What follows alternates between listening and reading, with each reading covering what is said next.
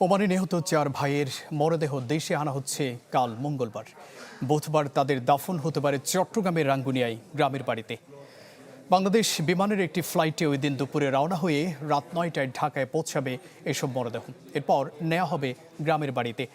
বিষয়টি নিশ্চিত করে চট্টগ্রাম সমিতি ওমানের সভাপতি ইয়াসিন চৌধুরী জানান, মরদেহগুলো দেশে পাঠানোর সব প্রক্রিয়া সম্পন্ন হয়েছে। ইতিমধ্যে সব ধরনের অনুমতি মিলেছে।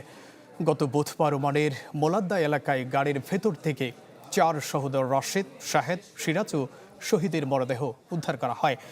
ধারণা করা হচ্ছে গাড়ির এসি থেকে নির্গত গ্যাসে আক্রান্ত হয়ে তাদের মৃত্যু হয়েছে।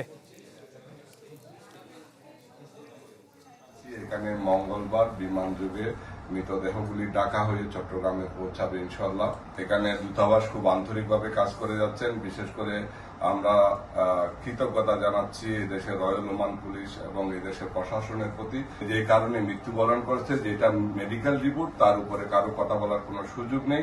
সেই কারণটি ছিল, এখানে আপনারা ইতিমধ্যে শুনেছেন যে কার্বন মনোক্সাইড গ্যাসের কারণে মৃত্যুবরণ করেছেন।